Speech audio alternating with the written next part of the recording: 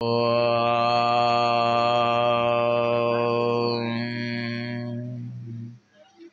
श्री पूर्ण परमात्मने नमः।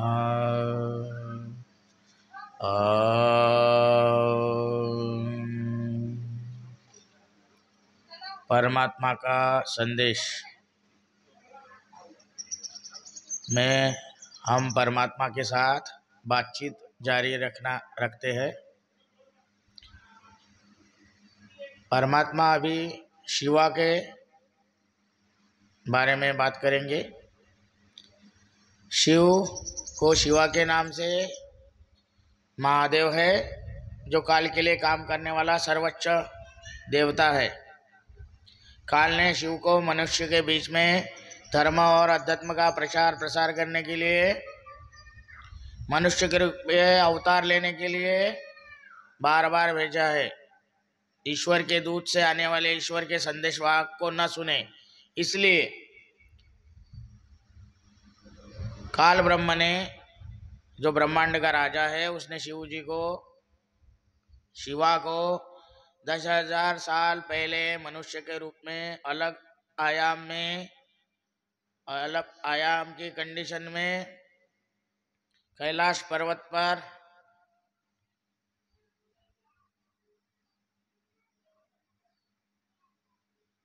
एक योगी के रूप में, आदि योगी के रूप में, उसके माध्यम से इंसानों के, मनुष्य के बीच में उतारा है। शिवा ने अलग अलग समय में विश्व भर में मानव अवतार में कई जन्म लिए हैं, जिन्हें कभी शिव रूप में जाना गया है, कभी गणपति गणेश रूप में जाना गया है, कभी भारत में दशरथ पुत्र राम के रूप में जाना गया है, भारत में यदुवंशीय श्री कृष्ण के रूप में जाना गया है, मिस्र में थोट के रूप में, मध्य पूर्व में यशुआ के रूप में और अन्य कई नामों से शिवा को जाना जाता है। शिव का ध्यान, शिव का मंत्र और योग और श्वास की सभी टेक्निक शिव जी लेकर आए हैं। भले ही ये सब शिव सिखा रहे हैं या सिखाते रहे, लेकिन मन की सभी नकारात्मकता से कैसे मुक्त किया जाए या कैसे हम प्रबुद्ध हो जाए, प्रज्ञावान बने,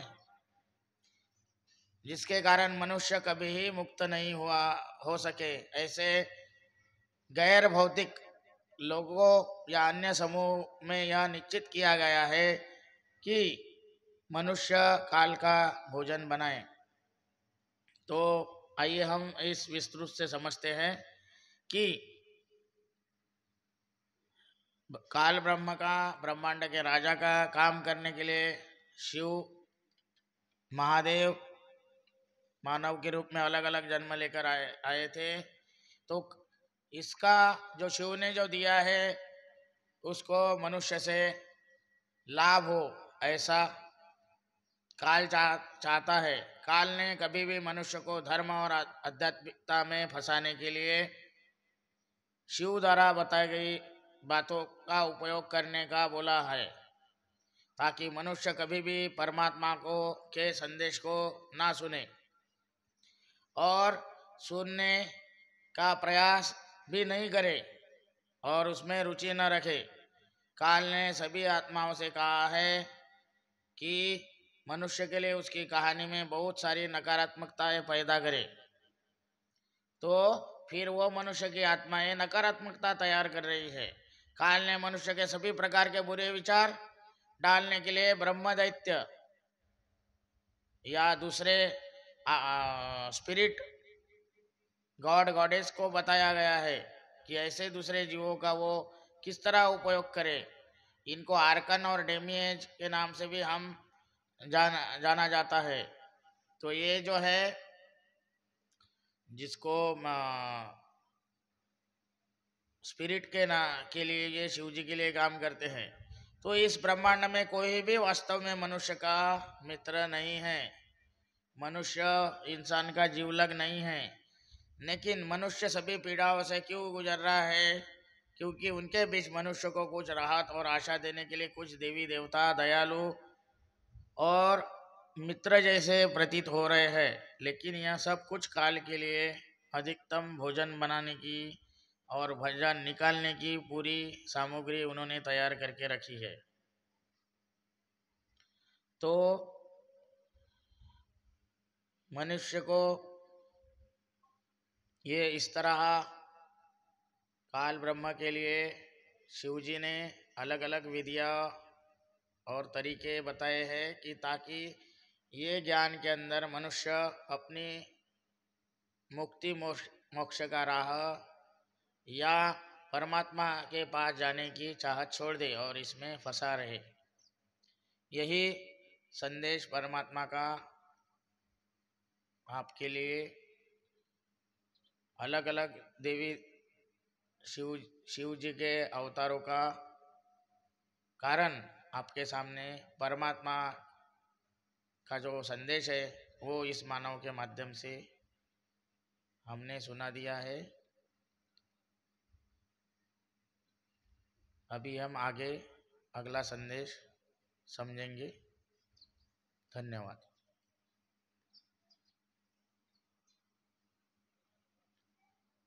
आता दोनच आहे।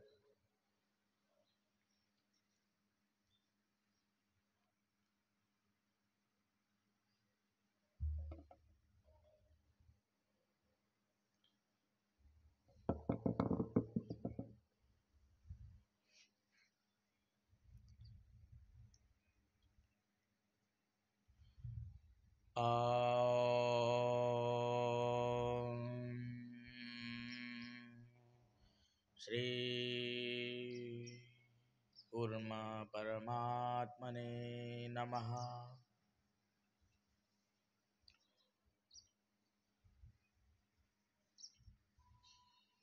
पूर्ण परमात्मा उसको चुनने के लिए अभी संदेश बता रहे हैं कि आप परमात्मा को चुने, क्योंकि मन या मानस मेरा अर्थात परमात्मा का आप कभी चयन नहीं करेगा कि केवल चेतना ही मेरा परमात्मा का स्वरूप है। परमात्मा का कोई मन नहीं है और कभी हो ही नहीं सकता। जब परमात्मा संदेश वाहक के रूप में मेरे संदेश अर्थात परमात्मा के साथ आते हैं तो मन प्रमाण, साक्ष्य, पुष्टि और चमत्कार की मांग करेगा। मन जो है वो संदेश वाहक को प्रमाण पूछेगा, पुष्टिकरण पूछेगा, चमत्कार करो वरना आप संदेश वाहक नहीं हैं, ऐसा मन बोलेगा। तो संदेश वाहक जो भी आप कुछ भी कहता है वह मन की संस्कृति को और उसकी चीज़ों में फेट नहीं बैठेगा। मन के अंदर वह फिट नहीं बैठेगा तो मन स्वीकार नहीं करेगा। अब जिसमें मानव ने निवेश किया है उस प्रकार का संदेश वाहक मन ने निवेश किया, उस प्रकार का संदेश वाहक आपको सुनने को नहीं मिलेगा। और अब परमात्मा के संदेश को, मेरे संदेश को, मतलब ये मानव के द्वारा बताए गए संदेश को ये मन अस्वीकार करेगा। तो मैं मन क्या कहता है, मैं मन बोलेगा कि मैं जानता हूँ ईश्वर कहाँ है, ईश्वर क्या है और मेरा ईश्वर कौन है, ये मन बोलता है अपने अंतरंग में जब कोई सुनता है परमात्मा का संदेश।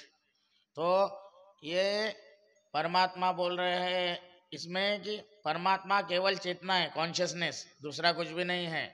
तो इसमें परमात्मा का एक्चुअली मन ही नहीं है। तो ये मन स्थापित किसने किया है? तो सिर्फ यहाँ बैठे वाले लोगों की चेतना ही स्वीकार कर सकती है परमात्मा का संदेश। मन स्वीकार नहीं करेगा असल में, असलियत में। और परमात्मा के संदेश वाहक की कोई इच्छा भी नहीं है कि उसका ये संदेश मन के द्वारा जाए। तो ये तो चेतना का आदान प्रदान है और एक संदेश में एक ऊर्जा है। वो चेतना को, ऊर्जा को अगर कोई धारण कर सकता है तो जो परमात्मा को चुनेगा वही धारण करेगा। और ऑलरेडी अगर किसी इंसान के मन में ये चल रहा है कि मेरा मन इसको स्वीकार करने की अनुमति नहीं देता है, तो नहीं देता है, तो परमात्मा बोलते हैं इस ये सिर्फ चेतना की बात है, मन में ऐसा कुछ भी नहीं है। या मैं परमात्मा का ऐसा जो मन है वो कभी चयन नहीं करेगा। आपका जो मन है, मानव का मन, परमात्मा के इस संदेश को कभी चयन नहीं करेगा। तो आपका मन ही सभी पीड़ाओं का स्रोत है। इंसान का जो मन है उसकी वजह से पीड़ा है, तकलीफ है, दुख दर्द है। तो ये मन को स्तोत्र क्यों बनाया? क्योंकि ये मन में काल जो है वो ब्रह्मांड का राजा है, इसने इस मन के अंदर ये सब चीजें पैदा की है। आप नियोजन पद्धति से अलग अलग प्रोग्राम डाले, प्रोग्राम मतलब एक तरीके से साजिश वाले विचार डाले हैं, साजिश वाली, जिसके कारण आपको लगता है कि आपका जो मन है वो, आप जिस वजह से आप पीड़ित है, वो मन काल का दिया हुआ मन है, ब्रह्मांड के राजा ने दिया हुआ मन है। और ये मन आपका हृदय, आपकी भक्ति, आपकी प्रेरणा, आपका दया, आपका भाव, ये सहारा देना, उदारता दिखाना इत्यादि का जो स्थान है वो आपका हृदय अर्थात परमात्मा का चयन कभी नहीं करेगा। आपके दिल में परमात्मा के लिए, चुनाव के लिए आपका मन, आपका हृदय कभी ये सुझाव नहीं देगा। क्यों? क्योंकि आपके मन और हृदय में सब ब्रह्मांड के राजा ने कुछ चीजें डाल चुके हैं, उसके कारण अनुमति नहीं मिलेगी परमात्मा को। तो मन और हृदय आपके काल से ही सेवा कर रहे हैं। किसके कंट्रोल में है? राजा के। अब ये राजा मेरी इच्छा मतलब परमात्मा की इच्छा का अनुसरण करता है। चेतना मेरी इच्छा परमात्मा की इच्छा से अनुकरण करती है। आपकी चेतना के लिए हम बात करेंगे तो मन ये सुनिश्चित करता है कि आपके अच्छे और बुरे कर्म आपके जन्म मृत्यु के चक्र में फंसे रहेंगे, तो ये मन की वजह से है। तो अभी भौतिकवादी मनुष्य क्या करेगा? हमने पिछले संदेश में सुना है कि मानव के साथ 3 धोखा हुआ है। 3 धोखा, पहला धोखा है भौतिकतावाद का, दूसरा धोखा है धर्म का, और तीसरा धोखा है झूठी अध्यात्मवाद का। तो ये चंगुल में फंसाया है। उसके कारण धार्मिक मनुष्य, भौतिक मनुष्य संपत्ति और सम्मान की चाह रखता है। धार्मिक मनुष्य वर्तमान जीवन और उसके बाद की जीवन की देखभाल, देवता और अदृश्य शक्ति की कृपा के पीछे भागता है। ये भगवान, ये देवता मेरे काम करो, मेरे ऊपर कृपा करो। तो तीसरा आध्यात्मिक जो मनुष्य है वो आत्मा साक्षात्कार, मोक्ष, आत्मज्ञान, निर्वाण, मौन और आनंद की तलाश में उसने बहुत सारे दर्द के झेले हैं, और परम आनंद उसमें शामिल है, स्थायी परमानंद। और आपका मन आपको वेद और उपनिषद को भी ओर ले जाएगा, धार्मिक ग्रंथों के ऊपर लेके जाएगा, और आपको दर्शन शास्त्र, मनोविज्ञान शास्त्र की ओर ले जाएगा, आपको अनुष्ठान करने को बोलेगा, आपको प्रथाओं में लेके जाएगा, परंपराओं में लेके जाएगा, आपको स्वर्ग आरोहण की बात बताएगा, आपको दिव्यता की ओर लेके जाएगा, आपको कंपन देगा, तरंगे देगा, ऊपर उठाने और शुद्ध होने की बात करेगा। ये कौन कर रहा है? ये मन जो है वो हर ये क्रिया को, हर एक स्थिति को एक अर्थ बता रहा है, एक निष्कर्ष निकाल रहा है। एक उसमें संदेह भी आएगा, उसमें अनुकूलता प्रतिकूलता भी आएगी। तो आपको तप करने के लिए भी लेके जाएगा। नहीं नहीं, मुझे साधना करनी चाहिए, तप करना चाहिए। आपको टेक्नोलॉजी के भी साथ लेके जाएगा। आपका मन आपकी प्रकृति के साथ रहने के लिए भी बोलेगा कि नहीं, निसर्ग के सानिध्य में रहो। ये इस तरह से। लेकिन इन सभी का परमात्मा से कोई लेना देना नहीं है। ये मन के सुझाव है और मन में लग रहा है कि हम अगर इसके साथ जाएंगे तो शायद हम परमात्मा के साथ जुड़ेंगे। तो यहाँ ये परमात्मा का संदेश सुनने के बाद सबको लग रहा है कि हम परमात्मा के साथ संपर्क कर सकते हैं क्या, परमात्मा के साथ जुड़ सकते हैं क्या। तो इसमें परमात्मा ने एक शब्द में मैसेज दिया है कि आपको खुद अपनी चेतना के स्तर पर परमात्मा को चुनना है। चॉइस आपकी है। परमात्मा को स्वीकार करना या अस्वीकार करना ये सिर्फ आपके हाथ में है, संदेश वाहक या किसी भी प्रतिनिधि के हाथ में नहीं है। तो वेदांत में भी बहुत सारा लिखा है, ग्रंथों में लिखा है, लेकिन अंतिम वास्तविकता क्या है? ब्रह्म है एक वेदांत के अनुसार, और दूसरा माया है। तो हम माया से बच के रहो, ब्रह्म का ध्यान करो, जो भी वेदांत में लिखा है।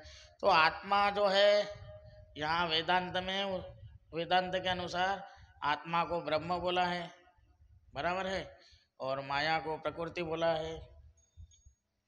अब संपूर्ण ब्राह्मण या पूर्ण ब्राह्मण, ये वास्तविकता पूर्ण ब्रह्म या पर ब्रह्म, ये काल ने तैयार किए हुए षड्यंत्र और सम्मोहन का शिकार है। अब ये इसके लिए किसी की स्वीकृति नहीं रहेगी सपोज, लेकिन हम जो आत्मन की और ब्रह्मन की बात कर रहे हैं वो भी काल का मन है। अब वो काल का मन, हमारा मन काल ने तैयार किया, मानव का, हमारा मतलब अब मानव के मन को काल ने तैयार किया है, तो काल का जो मन है उसको ब्रह्मन बोला गया है, और काल को ब्रह्मांड का राजा बोलते हैं। तो ऐसा जो है वो एक काल के मन का हिस्सा जो है, वो ब्रह्मांड में एक्चुअली कोई चेतना नहीं है, ये भी समझो। अभी ब्रह्मांड का राजा कौन है? काल। और ब्रह्मांड में चेतना नहीं है, ब्रह्मांड में सिर्फ मानसिक तरंगे है या मन है, क्योंकि ये ब्रह्मांड के जो नियम है वो मन के द्वारा चलाए गए हैं, चेतना का उसमें कोई हिस्सेदारी नहीं है। चेतना यानी कॉन्शियसनेस का स्वरूप या परमात्मा का स्वरूप फार बियॉन्ड है, ये डायमेंशन पर नहीं है। तो आत्मा, आत्मन जो है वो आत्मा नहीं है, ये डिफरेंस समझो। आत्मन जो है वो काल ब्रह्म का मन है, छोटा पार्टिकल है। तो आत्मा ये चेतना है, लेकिन आत्मा जो है वो परमात्मा का पुत्र है, और परमात्मा ये सुप्रीम कॉन्शियसनेस हम बोल सकते हैं, वो है सर्वोच्च कॉन्शियसनेस, चेतना का उच्च स्तर, बियॉन्ड गॉड। तो तो यहाँ लिखा है बहुत सारे इसमें, आत्मा नश्वर है, हाँ नश्वर है, शाश्वत है, वो मर नहीं सकता, जीवन मरण से बाहर है, वो परमात्मा का पुत्र है आत्मा, इसलिए। अब जो आत्माएं नश्वर और अमर है, वो कुछ आत्माएं परमात्मा के घर में अभी भी उपस्थित है, वो आयाम में। और जो ब्रह्मांड में फंसी हुई आत्माएं हैं, वो उनको परमात्मा अपने घर में लेके जाने के लिए आया है, क्योंकि वो काल के ये षड्यंत्र का शिकार हो चुके हैं और जीवन मरण की मृत्यु में अटक गई है। आप अगर मनुष्य देह में आत्मा स्वरूप है, तो वो आत्मा को परमात्मा का निमंत्रण है कि वो अपना पिता, अपने पुत्र को लेने के लिए आया है या बताने के लिए आया है कि ये ब्रह्मांड तेरा घर नहीं है, तेरा ब्रह्मांड जो, तेरा घर जो है वो परमात्मा का घर है, और वहाँ ब्रह्मांड से भी ज़्यादा, क्योंकि ये ब्रह्मांड में आत्मा को बहुत तकलीफों से गुजरना पड़ रहा है, पीड़ा से जाना जा रहा है, वो पीड़ा के कारण वो अस्वस्थ है, और अस्वस्थ रहेगा तभी वो जन्म मरण के फेरे में आएगा, काल को भोजन मिलेगा, मतलब ब्रह्मांड के राजा का शासन रहेगा। तो ये ब्रह्मांड के राजा ने परमात्मा के साथ उसका पुत्र होते हुए भी धोखा किया है। तो परमात्मा का ये कहना है कि ये जो समय में है तो ये उनके पुत्रों के द्वारा, संदेशवाहक के द्वारा, मार्गदर्शक के द्वारा इंसानों की आत्माओं को जागरूक करने के लिए बहुत प्रयास किए। वो प्रयास मैंने पिछले सेशन में बताए। तो अभी इस समय में इस मानव के स्वरूप में, संदेशवाहक के रूप में ये मैसेज सुनाया जा रहा है। तो परमात्मा चाहते हैं कि ये मेरे बच्चे, मेरे आत्माएं मेरे घर में मेरे साथ रहे। अब स्थिति ये हो गई कि वो बच्चे परमात्मा को भूल चुके हैं। ये काल ब्रह्मांड के अंदर रहते हुए वह ब्रह्मांड के राजा को सब कुछ समझ बैठे हैं और ब्रह्मांड के राजा के ही अधीन रह रहे हैं। अब आगे वो सम्मोहन के कारण ये उनकी चेतना कुछ ऊपर नहीं जा रही है, तो सिर्फ मन के बारे में सोच रहे हैं। जो मन में आ रहा है उसके आधार पर कर रहे हैं। और ये मन में जो आ रहा है वो सिर्फ काल की दुनिया का एक रहस्य है। और ब्रह्मांड में ऐसी कोई चेतना नहीं है, ब्रह्मांड में है केवल केवल मन। और अभी हम आत्मा और परमात्मा के बारे में जानते हैं, तो ये जो स्पिरिट है उसको ईश्वर बोलते हैं। जो ये ईश्वर है वो मनुष्य के शरीर के अंदर ब्रह्मांड के राजा ने इसको एनर्जी बॉडी करके डाल दिया है। लेकिन ये ईश्वर और आत्मा अलग है। और हमारा आत्मा वो कभी भी अंदर शरीर के अंदर जा सकता है और कभी भी बाहर निकल सकता है। लेकिन ये आत्मा जो है वो संचालन करता है हमारे जीवन की स्टोरी को। क्योंकि आत्मा के समूह ने जब कोई किसी इंसान का जन्म होता है तो जन्म के समय ये पूरी कथा लिख चुकी थी या कथानक तैयार हो चुका था। फिर इसको एग्जीक्यूट या क्रियान्वयन के लिए अभिभावक देवदूत या गार्डियन एंजल्स, जो परमात्मा के जैसे प्रतीत होते हैं, मतलब देवता जैसे प्रतीत होते हैं, वो अपने कथा मानव की ये कथानक को एक व्यक्तिगत कथा भी शुरू रख रहे। और कुछ ग्रुप और या समूह रहता है उनकी भी कथा वो एग्जीक्यूट कर रहे हैं। उनको गार्डियन एंजल बोलते हैं, अभिभावक देवदूत भी बोला जाता है। वो अपने मानव के लिए अपना मित्र और दयालु जैसा प्रतीत होते हैं।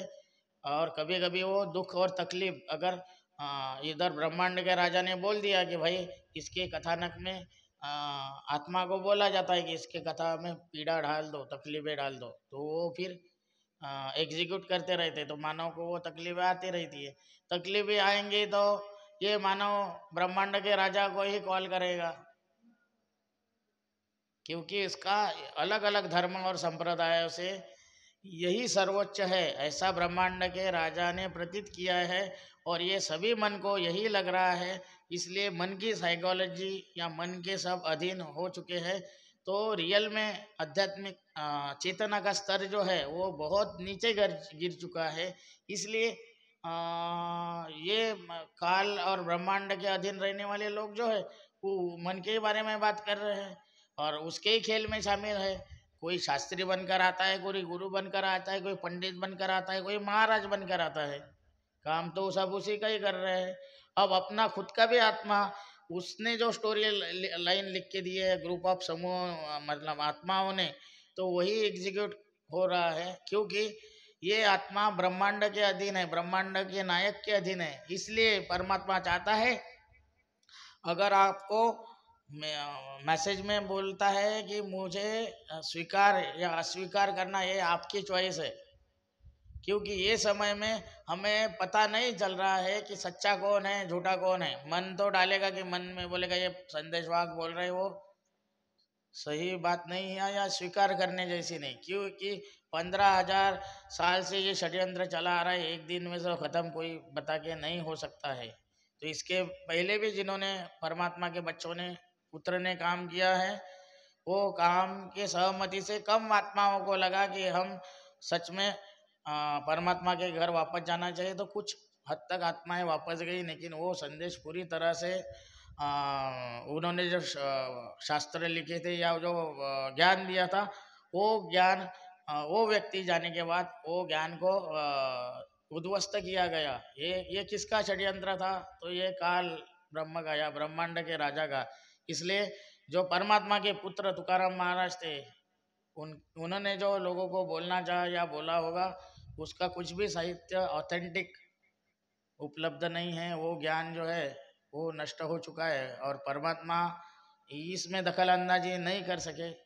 इसलिए उसके बारे में परमात्मा ने बोला है कि अभी जो वो समय में, उनके समय में जिन आत्माओं को समझा, उन्होंने परमात्मा के साथ जुड़ने के लिए उस समय में वो आत्माएं कुछ वापस गई है परमात्मा के साथ। लेकिन अभी भी बहुत अंश आत्माएं अपने मन की वजह से, संदेहात्मक मन की वजह से, उनकी मान्यताओं की वजह से, उनकी पढ़ाई लिखाई एजुकेशन ये सब की वजह से, अलग अलग स्थितियों में उनके साथ जो कंडीशनिंग किया गया है, वो कंडीशनिंग के कारण ये सच को, ये परमात्मा के मैसेज को स्वीकार करने के लिए कोई तैयार नहीं है।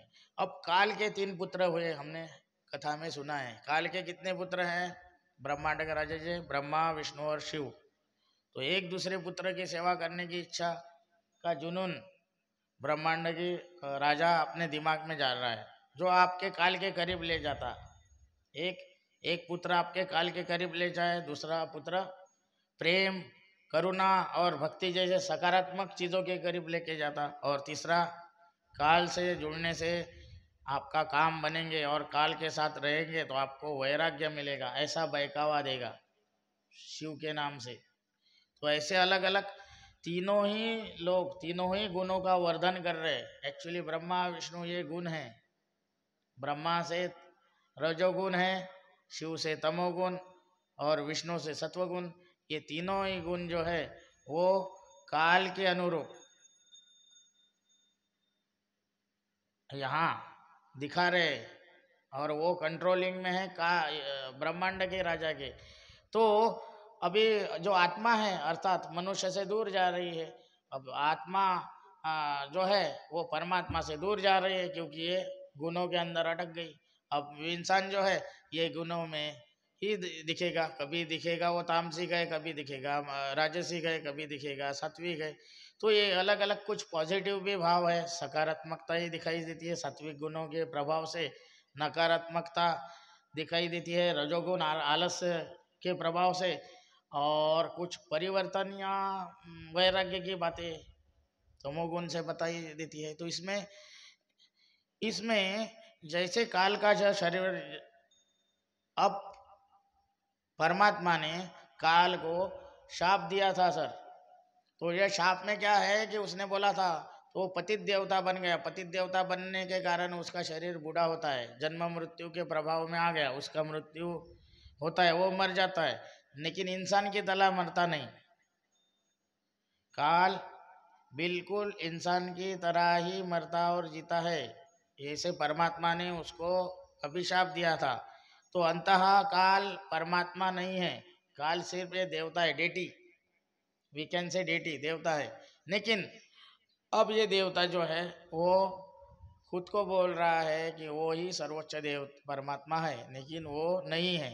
तो ये चेतना शाश्वत है कि परमात्मा बता रहे। फिर चेतना क्या है? हमने पूछा परमात्मा को कि चेतना क्या है, तो चेतना शाश्वत है, चेतना सत्य है, चेतना अनंत है। लेकिन मन जो है वो सीमित है। समय के साथ मन की स्थिति खत्म हो जाएगी। अगर आपने महसूस किया कभी मन को, तो मन ये समय के ऊपर अधीन है। जैसे समय आपके कॉन्शियसनेस से गायब हो जाएगा, मतलब आपके सिस्टम से मन का अस्तित्व कम हो जाएगा, तो समय आपको महसूस नहीं होगा। कभी आपने परमात्मा के साथ कभी जुड़ने की कोशिश करी तो अंतकाल में जो है, मनुष्य के अंतकाल में परमात्मा नज़दीक नहीं है। परमात्मा तो संपर्क में नहीं रहेगा, लेकिन काल उसका काम करके चला जाएगा। वो फिर मृत्यु के समय में काल का क्या काम है? तो आपकी जो एथरिक बॉडी है वो काल ले लेगा अपने साथ, तो उसका वो भोजन है। क्योंकि परमात्मा ने काल को उसके बर्ताव के कारण, जो उसने अत्याचार किए, परमात्मा की इच्छा का अनादर किया, उसने अपने मन से कुछ चीज़ें करी जो हाँ, सृष्टि के नव निर्माण के लिए ठीक नहीं थी, निर्मित के लिए। तो इसका वो काल जो गलतियां है वही भुगत रहा है। तो ऐसे ब्रह्मांड में 21 ब्रह्मांडों की पूरा बनाया, और सभी जो आत्माएं हैं वो परमात्मा ने जो काल के साथ आत्माएं थी वो ब्रह्मांड में धकेल दी। और ये आत्माएं फिर कोई ग्रह तारे से बनी, कोई सौरमंडल बनाए गए। तो अर्थात काल जो है वो परमात्मा से उपहार चाहता था। परमात्मा बता रहे ये उपहार चाहता था। तो परमात्मा को ये काल के इसमें कोई दिलचस्पी नहीं थी। मतलब मेरा मेरी इच्छा से, अर्थात परमात्मा की इच्छा से ये सृष्टि का निर्माण कार्य होना चाहिए था। हुआ क्या? नहीं। क्योंकि काल ने उसने अपने खुद की जो रहता है खुद के इच्छा से ये प्रक्रिया करी है। अंत में परमात्मा की कृपा, अर्थात मेरी कृपा काल के लिए शून्य हो गई। अभी काल के ऊपर कोई कृपा नहीं है, इसका मीनिंग। और कृपा जो है वो पूरी तरह शून्य हो गई।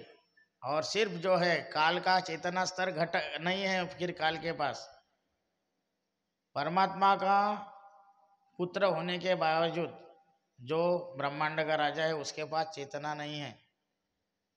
तो इस ब्रह्मांड के ऊपर से नीचे तक कोई पीड़ित, हर कोई पीड़ित है। इसका कारण क्या है? क्योंकि काल के पास मन है, और काल ने सबको मन दे दिया है, और कुछ चीज़ें स्पिरिट इंसान के हृदय में डाल दिया है। तो वो फिर काल के सम्मोहन के कारण, क्यों मन जो है वो सम्मोहन देगा, तो काल के सम्मोहन में आत्मा भ्रमित हो चुकी है। तो ये हम इंसानों की आत्मा भ्रमित क्यों हो चुकी है? क्योंकि हम परमात्मा कहते हैं, इंसानों ने अपना चेतना का स्तर बढ़ाया नहीं, इसलिए वो परमात्मा के संदेश को नहीं समझेंगे, परमात्मा को परख नहीं सकते, परमात्मा को समझ नहीं सकते, परमात्मा के साथ संपर्क नहीं कर सकते। पूरी की पूरी तरह अपने मतलब परमात्मा के जो बच्चे हैं, जो आत्माएं हैं इंसानों के अंदर बसती है, उन्होंने परमात्मा को अपने जीवन से अपने निकाल दिया है, वो पूरी तरह भूल चुके हैं। तो अब किसकी पूजा, किसका ध्यान, किसका योग कर रहे, ये सब जो मोह माया बना के रखी है ये काल द्वारा, ब्रह्मांड के द्वारा रचित, और जो स्वयं घोषित परमात्मा बोल रहा है उसकी सब लीलाएं चल रही है। और ये जो है वो हमारे इंसानों को मूर्ख बनाते जा रहा है। और मूर्ख, अगर ये वास्तविक में परमात्मा होता तो ये आपको, आपके आत्मा को, आपको दुख दर्द देता क्या, आपको तकलीफ में डालता क्या? ये थोड़ा तर्क आधारित सोचिए। अब लोगों ने, जो काल के साथ काम करने वाले लोग हैं, इन्होंने इंसान को कभी सोचने का मौका ही नहीं दिया। सच में सम्मोहन में बांध के रखा। गुरु, स्वामी, पंडित, मौलवी, पादरी, ये लोगों ने धर्म, जात, संप्रदाय को आगे करते हुए इनका काल का ही काम किया, दूसरा कुछ नहीं। इवन शिव ने ही अलग अलग, ये मानवीय सभ्यता के अंदर अलग अलग मानव अवतार लेकर शिव जी ने उन धर्मों को, ये काल के एजेंडे को आगे किया। क्योंकि काल ने शिव जी को भी मोहित करके रखा है। अब कुछ हद तक शिव को परमात्मा संदेश दे रहे हैं, कुछ हद तक शिव जी के साथ चेतना के स्तर पर काम चल रहा है। तो भविष्य में कुछ अलग हो सकता है। परमात्मा अभी उस विषय पर आपको संदेश साझा नहीं कर सकते। तो अभी दूसरों के लिए जो भी हम चाहते हैं, तो काल पीड़ित होते हुए काल को तो भोजन की आवश्यकता है। अब काल को भोजन है आपका गुस्सा, आपके गंदे विचार, आपकी गंदी सोच, ये काल का भोजन है। अब ये कौन सा शरीर तैयार कर रहा है? आपकी इथरिक बॉडी। और इथरिक बॉडी कभी भी नकारात्मक गलत चीज़ें के चपेट में आ सकता है, क्योंकि उसका स्ट्रक्चर वैसा है। और काल आपकी इथरिक बॉडी जाता है, नकारात्मक होने के लिए आप मनुष्य को काल मजबूर करेगा। सपोज शिव अमरत्व चाहते हैं, इसलिए शिव अमरत्व जो है वो अमरत्वता की और तरफ जा चुके हैं। बाकी देवता कुछ ना कुछ चाह रहे हैं। तो कुछ हद तक जो शिव है वो इस ब्रह्मांड में परमात्मा के थोड़े जो काम चल रहा है उसके अनुकूलता दिखाई दे रहे हैं शिव। तो इसमें कुछ हद तक चेतना का स्तर बढ़ा है। तो प्रबुद्ध लोग जो है वो शांति और आनंद में लीन होना चाहते हैं, इसलिए वो अध्यात्म की राह पर चढ़े हैं। तो यदि ये काल चाहता है शांति और आनंद, तो ये काल जो है वो अपने शांति और आनंद का सम्मोहन तोड़ लेगा। शांति और आनंद की प्राप्ति ये काल के सम्मोहन का एक भाग है। क्योंकि हमने पिछले सेशन में देखा है कि ये ब्रह्मांड के राजा ने 3 प्रकार के षड्यंत्र और धोखे दिए। पहला धोखा दिया है भौतिकवाद में फंसाकर इंसान को, दूसरा धोखा दिया है धर्म के अंदर फंसाकर, और तीसरा धोखा दिया है आध्यात्मिकता के नाम पर उसने गाजर दिखाया, मतलब हमको ठगा है, मूर्ख बनाया है। तो ये उसका 15,000 साल से ही चल रहा था प्लानिंग, अभी एग्जीक्यूट हो रहा है और हम उसके धोखे के अंदर रह रहे। तो ऐसे ज्ञानी लोगों को भी उन्होंने सम्मोहन से छोड़ा नहीं है। अब गुरु तो ये ऐसे लोग हैं जो चेतना का स्तर जानते हैं, लेकिन ये दूसरे लोग पीड़ित क्यों है और वे अधिक जानना चाहते हैं कि सफल होना चाहिए। गुरु ये सोचेगा कि मेरे शिष्य कब कैसे बढ़ेंगे, कैसे लोग सफल हो जाएंगे।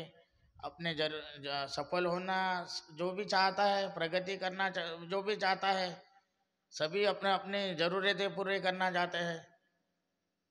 ऐसे समय में हम परमात्मा के मार्गदर्शक को, परमात्मा के द्वारा भेजे गए मार्गदर्शक को, संदेशवाहक को, ये गुरु सांप्रदायिक लोग और आध्यात्मिक और धार्मिक और भौतिकता में एक ऊंचे स्तर पर लोग अभी मुकाम पर है।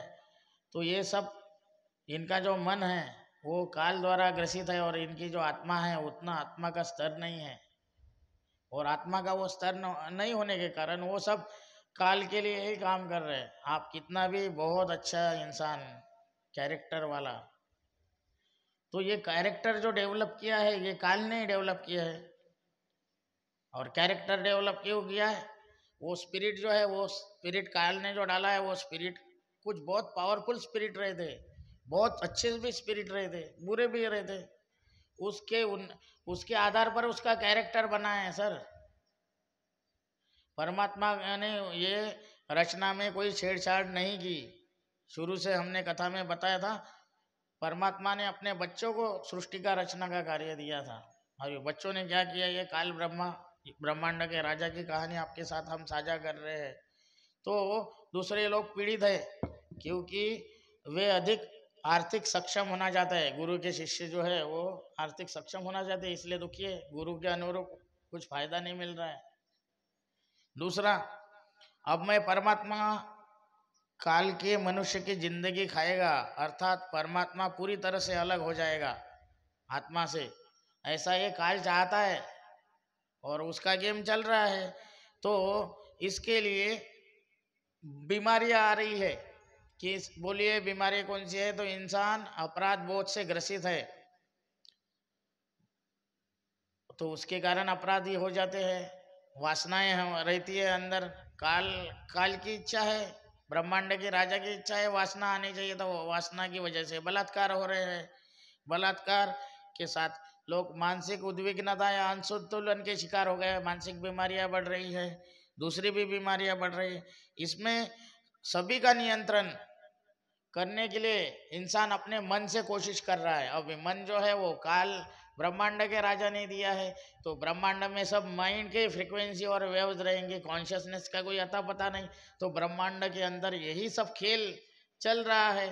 तो ब्रह्मांड के जो राजा है, ब्रह्मांड के जो शासक है, उनको ये मानव ऐसे गंदे गंदे वासनाएं और सोच विचार लेके, बुरी आदतें लेके, नशे में चूर चूर होकर, वासनाओं के अंदर अंधा होकर ऐसा जी रहा है ताकि ब्रह्मांड के राजा को खाना मिल सके।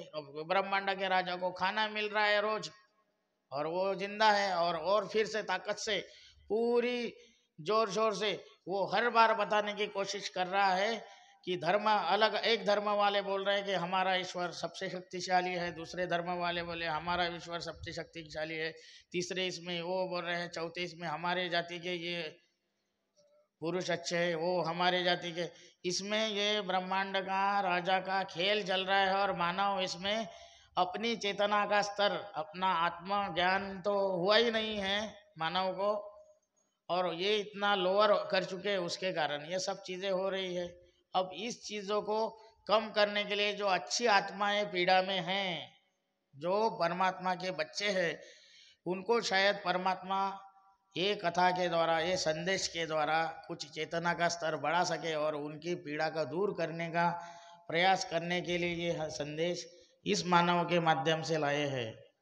तो ये मानव को कोई दिलचस्पी नहीं है, लेकिन परमात्मा की दिलचस्पी है कि आप अपने पीड़ा से राहत पाने के लिए उसके और उसके बच्चों की तरफ जाए। यहाँ वहाँ आप कुछ लोग परमात्मा को छोड़कर पूजा कर रहे हैं, ऐसा नहीं करना चाहिए।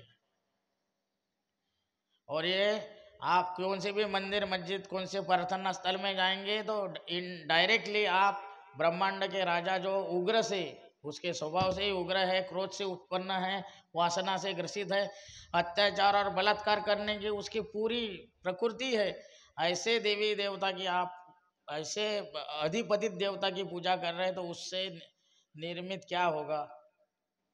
सच में आप परमात्मा को खोज सकेंगे? मुझे नहीं लगता। संदेशवाहक के रूप में ये मेरा व्यक्तिगत, मेरा कोई मत नहीं है, ये परमात्मा के शब्द है। तो मैं परमात्मा के क्या आपसे आत्मा के क्या बात करना चाहता हूँ, तो परमात्मा का कहना है आपने परमात्मा के बदले ये ब्रह्मांड के राजा का चयन किया, क्योंकि आपके डिसीजन में, चयन निर्णय लेने में मन का हिस्सा था। और मन किसने बनाया है? हम पहले ही बोल रहे हैं, ब्रह्मांड के राजा ने बनाया है। तो ये मन को छोड़ के आपको अपने मन की इच्छा और आवश्यकता के कारण आपको ये आसान नहीं लग रहा है ब्रह्मांड के राजा के चंगुल में फंसना। अभी कोई बोल रहा है मुझे भौतिकवाद में बहुत सारा पैसा कमाना है, प्रतिष्ठा कमानी है, तो वो परमात्मा के लिए वो चीज़ मांगेगा, तो परमात्मा को मुझे पूछना पड़ेगा उसको मिलेगा या नहीं। क्योंकि एक तरफ जैसे ब्रह्मांड के राजा ने धोखा दिया, तो परमात्मा वो धोखा नहीं दे सकता है, ये भी समझना चाहिए। लेकिन हमारे मन को लगेगा कि आपका परमात्मा चमत्कार करेगा, मैं बोलूँगा करेगा। क्या करेगा? वो ब्रह्मांड का रचयिता है, ब्रह्मांड का स्वामी नहीं है, सर्वोच्च शक्ति है, अनंत है। लेकिन वो अनंतता को देखने के लिए आपको अपना चेतना का स्तर बढ़ाना पड़ेगा, उसके संपर्क में रहने के लिए बढ़ाना पड़ेगा। नहीं तो परमात्मा बोल रहे हैं कि आप कौन से कंडीशन में मेरे पास आ सकते हैं, बोलो। आप मेरा चयन क्यों करेंगे, ये बोलो। तो पहले तो चीज़ें है, आपको मन के बाहर निकलना पड़ेगा, मन की इच्छाओं के बाहर निकलना पड़ेगा, और आपको अपने आवश्यकता के ऊपर उठना पड़ेगा। सबको रोटी कपड़ा मकान का टेंशन है, वो आवश्यकता के ऊपर अगर आप ऊपर निकलेंगे तो परमात्मा के जुड़ने से आप सक्षम बनेंगे, कुछ अलग स्तर की आपकी क्वालिटी आएंगी, तो आपके लिए आसान रहेगा। लेकिन परमात्मा बोल रहा है कि ये मेरे संदेश वाहक के माध्यम से आपके ऊपर परमात्मा की कृपा होगी, आपकी चेतना का स्तर ऊंचा उठेगा। ऊंचा उठेगा तो आपके मन के चक्कर में नहीं जाएंगे, मन के चक्कर में नहीं गए तो ये काल अपने दोनों के बीच में आएगा नहीं, आत्मा और परमात्मा के बीच में काल आएगा नहीं, हमारा संपर्क स्थापित होगा। तो परमात्मा बोल रहे हैं कि मैं आपके इंसान की आत्माओं को पीड़ा और कष्ट से मुक्ति दूंगा, उसके दोष निवारण करूंगा, उसके जीवन में जो जो भी उसको जीवन में सहजता, सुलभता, आनंद की प्राप्ति और शांति चाहिए, तो वो परमात्मा का वचन है कि वो दे देगा। सभी इच्छाएं, आवश्यकताएं दुख पैदा करती है, अपेक्षाएं दुख पैदा करती है। पीड़ा एक ब्रह्मांड का अभिन्न अंग है, बाधा, जीवन में जीने की बाधा, इच्छा और कष्ट जिसकी वजह से उत्पन्न हुए हैं। तो ये शुरू के इसमें जो आप जो प्रतिमा को इंसान जैसी प्रतिमा को देख रहे हैं वही परमात्मा का सशरीरी स्वरूप है। तो मैं आपसे परमात्मा की बात और ध्यान में रखते हुए आपको इस तरह से प्रार्थना करबद्ध प्रार्थना करता हूँ कि परमात्मा कैसे है, आपकी जैसे अपेक्षा है वैसे आपके परमात्मा है। मैं आपसे प्रार्थना करता हूँ कि परमात्मा आपको बहुत सारी चेतना दे, बहुत सारी ऊर्जाएं दे। आपका ऊर्जा शरीर परमात्मा की चेतना से भर जाए, ताकि आपको परमात्मा को स्वीकार करने में कोई बाधा ना हो, तकलीफ नहीं हो। मन नहीं रहा और आपका चेतना का स्तर रहा तो आप जल्दी ही परमात्मा के साथ संपर्क स्थापित करेंगे और परमात्मा के कृपा के भागी बनेंगे। और परमात्मा चाहते हैं मेरे बच्चे मेरे पास आए और परमात्मा और आत्मा का मिलन जो है वो शाश्वत मिलन है, शाश्वत प्रेम है, और उसमें प्रेम और आनंद और शांति की अनुभूति है। ये सभी आत्माओं को मिले, इसके लिए ये परमात्मा का संदेश जो है वो हम अभी अगले चरण में बताने जा रहे हैं, परमात्मा के साथ बात कैसे करें। धन्यवाद। अगले सुनने के लिए हम फिर से सुनेंगे। धन्यवाद।